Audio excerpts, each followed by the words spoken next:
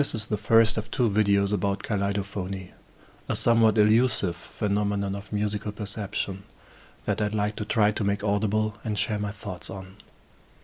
The term was coined by Andrew Tracy in his 1970 article on Zimbabwean matepe music, the instrument we are about to hear.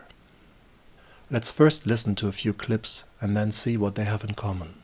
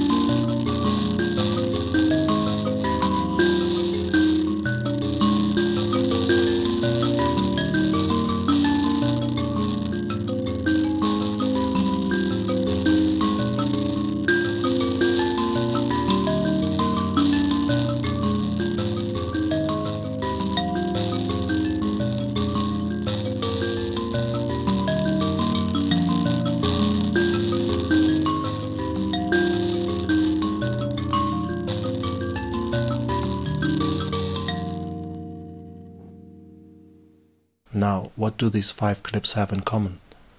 It was in fact always exactly the same cycle of notes, from a traditional matepe piece called Pt, just each time played with a different emphasis and starting point in the cycle. Many percussive traditions in Africa and around the world take advantage of the multivalence of cyclic patterns. But I only know mbira music extending this to the domains of tonal center and harmony, the subject of the second video. How different these musical perspectives appear undoubtedly has to do with one's own musical upbringing. Our brain looks for information where it is used to finding information. My hearing is formatted by Western music, with significant rhythmic blind spots. My sense of beat is easily swayed when familiar melodic or harmonic clichés are played offbeat. And once my perception snapped onto a beat, most offbeat musical figures seem to be eclipsed, and their dots do not form a shape. As an mbira student, what has proven even more challenging than learning finger patterns is unlearning my Western ways of hearing. People who grew up with this music may be much more flexible in their perception.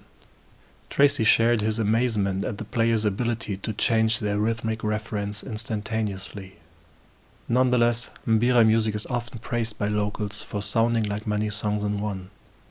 So I keep wondering how much of these effects are universal to everyone's musical brain, and how much depends on musical imprinting. Suddenly discovering a new musical perspective can feel spectacular, especially after knowing a piece for years. And what personally fascinates me most are the moments of transition when the brain perceives 2 musical orders simultaneously. Let me play the Pt part again, this time changing my rhythmic reference and emphasis over the chorus. Please let me know in the comments if and how this affects your sense of downbeat. I should add that such rather suggestive playing is nothing I've heard matepe players generally do, with one exception. I think most players let the music work on its own, and you hear the participants' perspectives reflected in their improvised vocal lines. Thanks for listening.